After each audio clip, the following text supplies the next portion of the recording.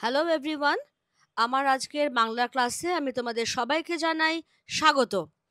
আজকে আমরা পড়ব দ্বাদশ শ্রেণীর পাঠ্য আমার বাংলা পূর্ণাঙ্গ সহায়ক গ্রন্থ, সুভাষ মুখোপাধ্যায়ের লেখা। আজকে আমরা আমার বাংলার যে রচনাটি পড়ব তার নাম হাত বাড়াও। প্রথমেই আমরা কয়েকটা ছোট্ট ছোট্ট জিনিস একটু দেখে নিই যে এটার প্রেক্ষাপট কি।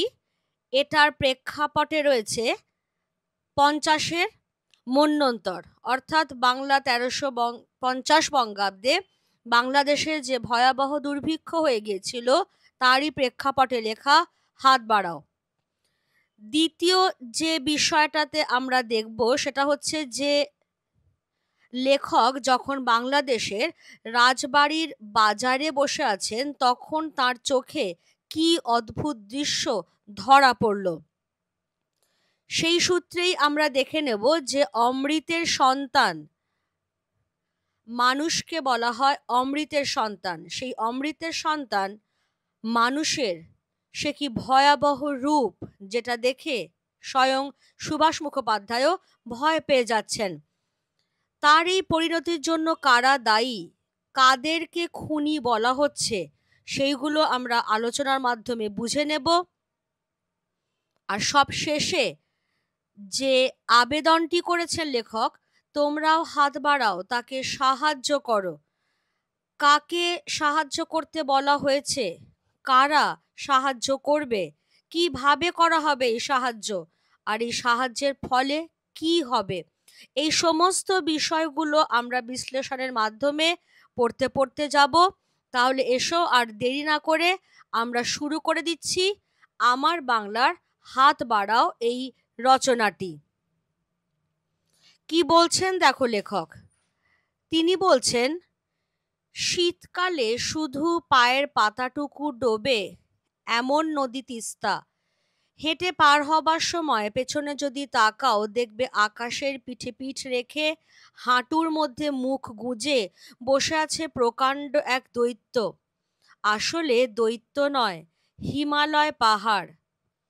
নন্দীগ্রামের এক অখ্যাত গাঁয়ে নোনা লাগা তালগাছের বন পেরিয়ে আকাশের কোলের কাছে প্রথমে ছোট্ট একটা ফোঁটা, তারপর আস্তে আস্তে তালগাছের মতো বড় হয়ে উঠল। কি ওটা?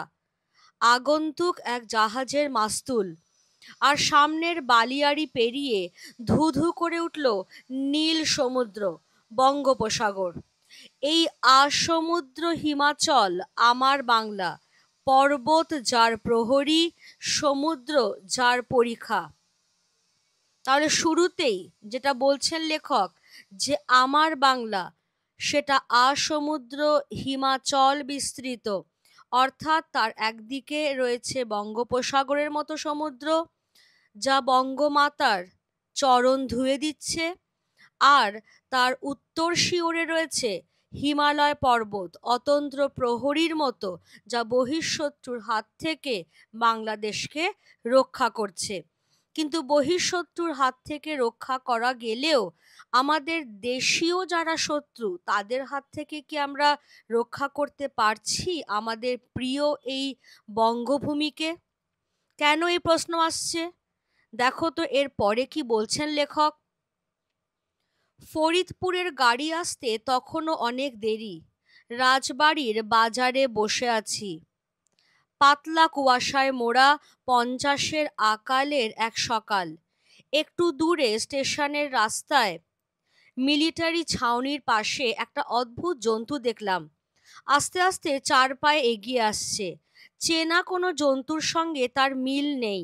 কুয়াশার মধ্যেও জ্বলজ্বল করছে তার দুটো চোখ।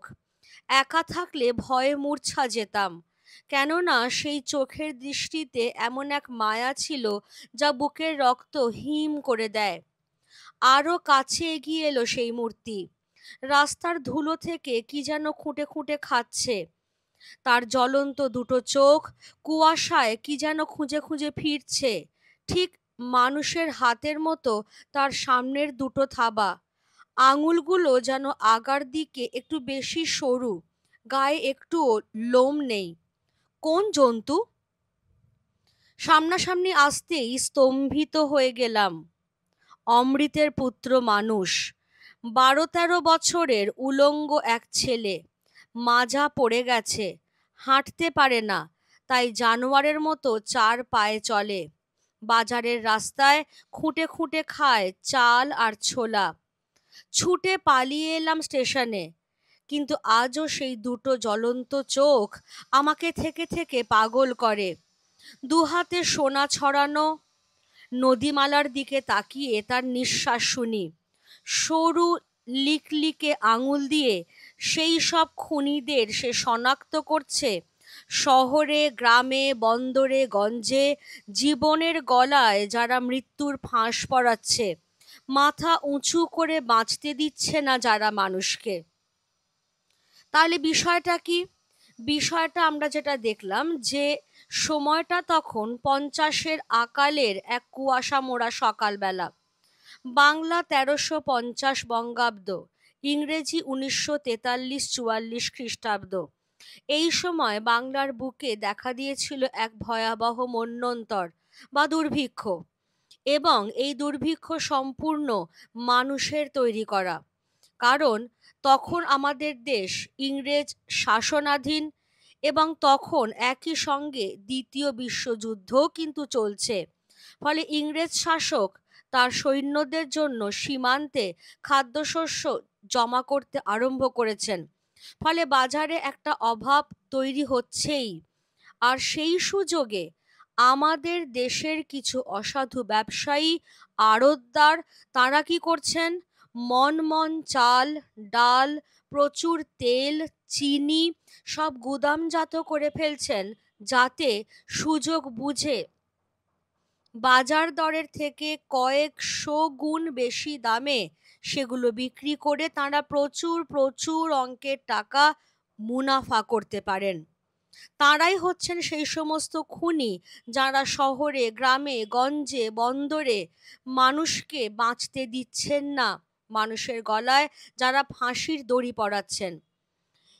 এর ফলে এই যে সমস্ত চাল, ডাল, খাদ্যশস্য, তেল, চিনি সব গুদামজাত হয়ে যাচ্ছে, ফলে বুঝতেই পারছো যে বাজারে অভাবটা তীব্রভাবে হু হু করে বাড়ছে। যে চালের কিলো হয়তো ছিল 5 টাকা, সেই চালই এখন 65 টাকা, 70 টাকা, 75 টাকা কিলো দরে বিক্রি হচ্ছে। সবাই যে কিনতে পারছে এমন নয়, কিন্তু যাদের টাকা আছে তারা ঠিকই কিনবে। আখেরে লাভ হচ্ছে এই অসাধু ব্যবসায়ীদের। গ্রাম থেকে না খেতে পাওয়া মানুষ তারা দলে দলে চলে আসছে শহরে, ভাতের আশায় নয়, ভাত ছেঁকে নেওয়া ফ্যান যদি পাওয়া যায় সেইটার আশায়। কিন্তু তখন এমনই দুরবস্থা যে মানুষ ফ্যানটুকু ফেলবারও দুঃসাহস করছে না, ফ্যান সমেতই ভাত তারা খাচ্ছে। ফলে না খেতে পেয়ে, অনাহারে, অখাদ্য কুখাদ্য খেয়ে গোটা বাংলার প্রায় 2/3 মানুষ মারা যাচ্ছে। তাদের সৎকারও করা সম্ভব হচ্ছে না লোকবলের অভাবে, যেটার কথা তোমরা কে বাঁচায় কে বাঁচে গল্পটাতে পড়েছ। কলকাতার ফুটপাথে জমে উঠছে মৃতদেহের স্তূপ। ঠিক সেই রকম একটা সময়ে শীতকালের কুয়াশা মোড়া সকালবেলায় লেখক বাংলাদেশের রাজবাড়ির বাজারে বসে আছেন। অদূরে স্টেশন, তিনি ফরিদপুরে যাবেন, কিন্তু ফরিদপুরের ট্রেন আসার তখনও অনেকটা দেরি রয়েছে। এই রকম একটা সময় হঠাৎ তার চোখে পড়ল সামনেই যে সেনা ছাউনি রয়েছে তার পাশ থেকে একটা অদ্ভুত দর্শন জন্তু 4 হাতে পায়ে এগিয়ে আসছে। অদ্ভুত দর্শন কেন? কারণ সুভাষ মুখোপাধ্যায়ের চেনাশোনা কোনো জন্তুর সঙ্গেই এর কোনো মিল তিনি পাচ্ছেন না। তার সারা গায়ে কোনো লোম নেই, সামনের থাবা দুটো অনেকটা যেন মানুষের হাতের মতো, এবং চোখের দৃষ্টি যেন কুয়াশার মধ্যেও এমন জ্বলজ্বল করছে যা বুকের রক্ত হিম করে দেয়। আরও অনেকটা কাছে যখন চলে এলো সেই অদ্ভুত জন্তুটি, তখন সত্যের বীভৎস মূর্তি দেখে লেখক এতটাই ভয় পেয়ে গেলেন যে ছুটে পালিয়ে এলেন স্টেশনে, যেখানে অনেক লোকজন রয়েছে। কারণ এ কোনো জন্তুই নয়, এ হচ্ছে অমৃতের সন্তান মানুষ। মানুষকে বলাই হয় অমৃতস্য পুত্রঃ। অমৃত পান করলে লোক অমর হয়ে যায়। সেই রকমই মানুষও যুগে যুগে কালে কালে নানা রোগ ব্যাধি বিঘ্ন প্রতিকূলতা পার হয়ে এই পৃথিবীর বুকে নিজের অস্তিত্ব বজায় রাখতে পেরেছে। আর সেই জন্যেই তাকে বলা হয় অমৃতের সন্তান। কিন্তু আজকে এই অমৃতের সন্তানের কি চেহারা দেখছেন লেখক? তার সামনে রয়েছে 12-13 বছরের এক কিশোর।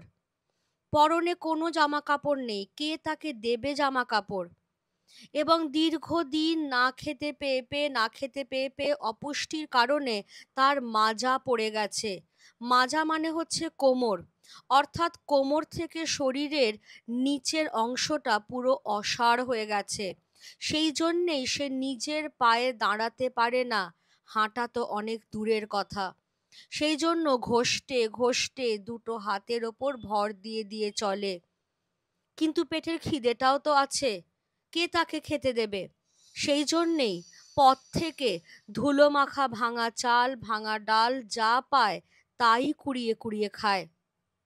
শুধু তার হাত যখন সে তোলে, লেখক যেন অনুমান করেন তার সেই সরু লিকলিকে হয়ে যাওয়া আঙুল দিয়ে সে সেই সব খুনিদেরকে শনাক্ত করতে চাইছে, যারা শহরে গ্রামে গঞ্জে বন্দরে মানুষের গলায় ফাঁসির দড়ি পরাচ্ছে, যারা মানুষকে মাথা উঁচু করে বাঁচতে দিচ্ছে না। তাহলে আমরা বুঝতেই পারছি যে খুনি বলতে এখানে লেখক কাদের বোঝাচ্ছেন।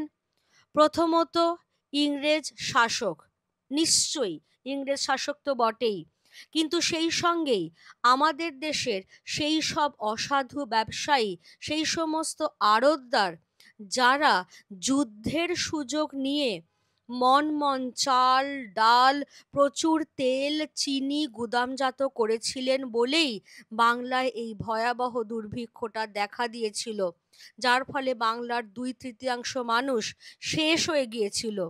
এরা সকলেই হচ্ছে সেই খুনি যারা মানুষের গলায় ফাঁসির দড়ি পরাচ্ছে।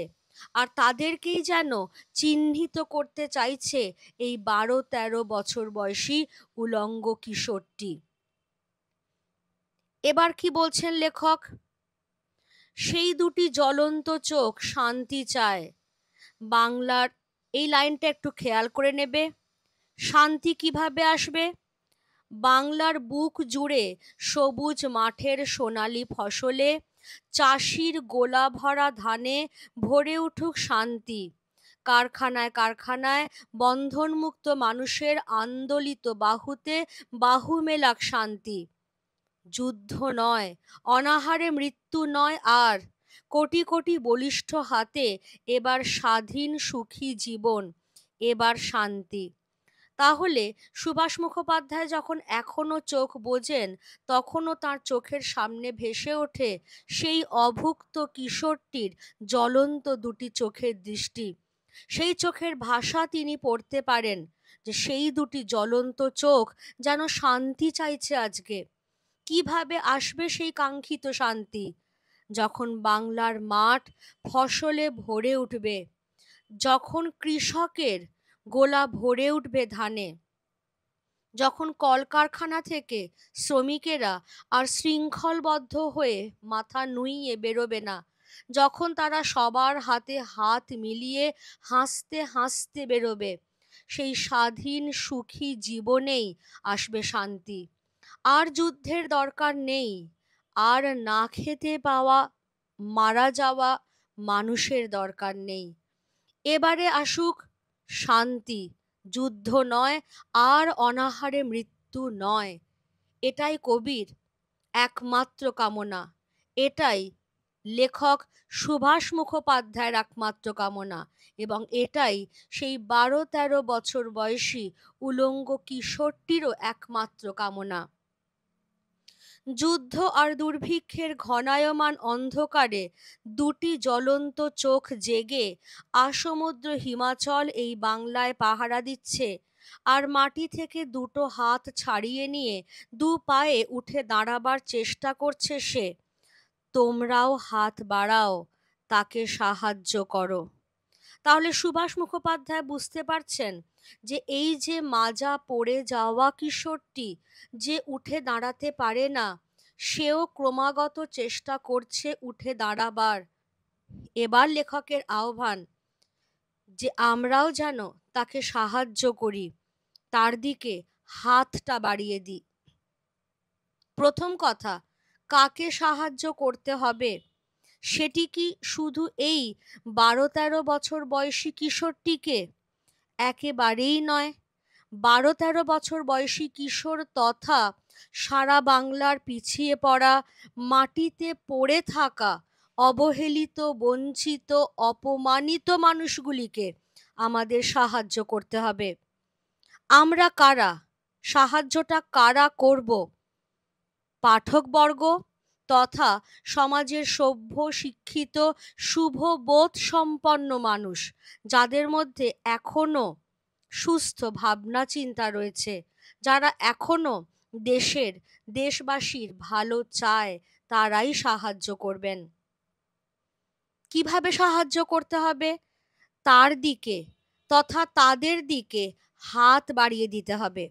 এই হাতটা কিসের? অবশ্যই সাহায্যের হাত, সহানুভূতির হাত, যাতে তারাও উঠে দাঁড়াতে পারে। কারণ খেয়াল করবে যে একটা জনগোষ্ঠীর একটা বড় অংশ যদি পিছিয়ে পড়ে থাকে, মাটিতে পড়ে থাকে, তাহলে সেই সমগ্র জনগোষ্ঠী কিন্তু এগিয়ে যেতে পারে না, কখনো সার্বিক উন্নতি লাভ করতে পারে না।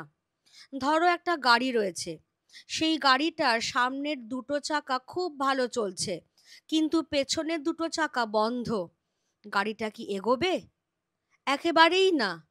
তাহলে গাড়িটার চারটে চাকাকেই সমানভাবে সচল থাকতে হবে, তাহলেই কিন্তু গাড়িটা সামনের দিকে এগোতে পারবে। সমাজটাও ঠিক তেমনই। এই সমাজের একটা বড় অংশের মানুষ যদি পিছিয়ে পড়ে থাকে, সকলের পায়ের তলায় পড়ে পড়ে মার খায়, তাহলে কিন্তু গোটা সমাজের উন্নতি কোনো দিনই সম্ভব নয়। তাই যদি সমাজের সার্বিক বিকাশ ঘটাতে হয়, অগ্রগতি ঘটাতে হয়, তাহলে যারা মাথা উঁচু করে দাঁড়াতে পেরেছে, সেই সভ্য, শিক্ষিত, শুভবোধ সম্পন্ন মানুষের দায়িত্ব হচ্ছে যারা পড়ে আছে, অবহেলিত হচ্ছে, তাদের দিকে সাহায্য আর সহানুভূতির হাতটা বাড়িয়ে দেওয়া, যাতে তারাও ধীরে ধীরে উঠে দাঁড়াতে পারে। আর সকলে মিলে উঠে দাঁড়ালেই সমাজের সার্বিক বিকাশ তথা উন্নতি সম্ভবপর হবে। কেমন? বুঝে গেছো সবাই? এবারে চলো এখানে আমরা যেগুলো করেছি সেগুলো একটু দেখে নিই। যে প্রেক্ষাপট, 50-এর মন্বন্তর, লেখকের চোখে দেখা রাজবাড়ির বাজারের দৃশ্য, এটা আমরা এইমাত্র পড়ে এলাম। অমৃতের সন্তান কেন বলা হচ্ছে মানুষকে, সেটা কিন্তু আমি এইমাত্র আলোচনা করে দিয়েছি। তার কি ভয়াবহ রূপ চোখে পড়ছে লেখকের। তার এই পরিণতির জন্য কারা দায়ী, কাদের খুনি বলা হচ্ছে? প্রথমত তো নিশ্চয়ই ইংরেজ শাসক, কিন্তু একই সঙ্গে আমাদের দেশের সেই সব অসাধু ব্যবসায়ী, মজুতদার, আড়তদার, যাদের জন্যই দুর্ভিক্ষ সৃষ্টি হয়েছে এবং সেই দুর্ভিক্ষ চরম আকার ধারণ করেছে, এদের সবাইকেই বলা হচ্ছে খুনি। এবার যেটা সুভাষ মুখোপাধ্যায়ের আবেদন, আহ্বান, যাই বলো না কেন, তোমরাও হাত বাড়াও, তাকে সাহায্য করো। আমি দেখো কোয়েশ্চেনগুলো পরপর করে দিয়েছি। কাকে সাহায্য করতে বলা হয়েছে? কারা সাহায্য করবে? কিভাবে সাহায্য করবে? এই সাহায্যের ফলে কি হবে? উত্তরগুলো ছোট্ট ছোট্ট করে আমি দিয়ে দিয়েছি এখানে। বাংলাদেশের রাজবাড়ির বাজারে দেখা 13-14, এখানে 12-13 আছে, তুমি 13-14 করতে পারো, এইটুকু ডিফারেন্সে কোনো অসুবিধা হবে না। বয়সী কিশোর তথা সারা বাংলার পিছিয়ে পড়া, মাটিতে পড়ে থাকা, অবহেলিত, বঞ্চিত, নিপীড়িত সাধারণ মানুষকে সাহায্য করতে হবে। কারা সাহায্য করবে? লেখক এই সাহায্যের আবেদন জানিয়েছেন পাঠকবর্গ তথা সমাজের সভ্য, শিক্ষিত, শুভ বোধ সম্পন্ন মানুষের কাছে। এবার কিভাবে এই সাহায্যটা করা যেতে পারে? আমরা যারা আমার বাংলার পাঠক তথা সমাজের সভ্য, শিক্ষিত, শুভবুদ্ধি সম্পন্ন মানুষ, তারা যেন এই নিপীড়িত, অনগ্রসর মানুষের দিকে সাহায্য ও সহানুভূতির হাত বাড়িয়ে দিই। তার ফলে কি হবে? এর ফলে এই পিছিয়ে পড়া, সবার পায়ের তলায় পড়ে থাকা এই অবহেলিত মানুষগুলিও উঠে দাঁড়াতে পারবে। আর সকলে উঠে দাঁড়ালেই জাতির সার্বিক উন্নতি, মানে সমগ্র উন্নতি ও অগ্রগতি সম্ভবপর হবে। ক্লিয়ার তাহলে সবার কাছে? যে হাতটা শুধু কিন্তু আমরা ওই 12-13 বছর বয়সী কিশোরের দিকে নয়, বরং তার মধ্যে দিয়ে সারা বাংলার যে অনগ্রসর, অবহেলিত, বঞ্চিত মানুষের কথা বলা হচ্ছে, তাদের দিকে আমরা সাহায্য আর সহানুভূতির হাত বাড়াবো। আমরা কারা? যারা আমার বাংলার পাঠক তথা সমাজের সভ্য, শিক্ষিত, শুভ বুদ্ধি সম্পন্ন মানুষ, তারা হাতটা বাড়াবো। তাহলেই তারাও ধীরে ধীরে উঠে দাঁড়াতে পারবে। আর সবাই মিলে উঠে দাঁড়ালেই একটা জাতির, একটা সমাজের সার্বিক উন্নতি এবং অগ্রগতি সম্ভব হবে। ঠিক আছে? ক্লিয়ার সবার কাছে? এবারে তাহলে আমরা দেখে নেব। আমরা জানি যে আমার বাংলা থেকে এমসিকিউ বা এসএকিউ আসে না, শুধু 5 মার্কসের ব্রড কোয়েশ্চেন্স। দেখো আমি কি কি ব্রড কোয়েশ্চেন দিয়েছি, যেগুলো টেস্ট পেপারে সব সময় পাওয়া যাচ্ছে সেইগুলোই এখানে দেওয়া হয়েছে। স্তম্ভিত হয়ে গেলাম। কে কি কারণে স্তম্ভিত হয়ে গেছিলেন? বুঝতেই পারছো যে 5 মার্কসের ব্রড কোয়েশ্চেন যখন তুমি লিখছো, তখন কিন্তু উৎস লেখাটা বাধ্যতামূলক। ফলে উৎস উল্লেখ করছো এবং বলে দিচ্ছ যে হাত বাড়াও নামক রচনায় আমরা দেখতে পাই লেখক সুভাষ মুখোপাধ্যায় স্তম্ভিত হয়ে গেছিলেন। কেন স্তম্ভিত হয়ে গেছিলেন? ওই 50-এর আকালের কুয়াশা মোড়া সকাল, তিনি কোথায় বসেছিলেন, কিসের অপেক্ষায় বসেছিলেন, কাকে তিনি ধীরে ধীরে এগিয়ে আসতে দেখলেন, সামনাসামনি এলে তিনি কি দেখলেন যা তাকে স্তম্ভিত করে দিল, সেইটাকে সুন্দরভাবে গুছিয়ে লিখতে হবে। 2 নম্বর কোয়েশ্চেন কি আসছে? সরু লিকলিকে আঙুল দিয়ে সেই সব খুনিদের সে শনাক্ত করছে। কে শনাক্ত করছে?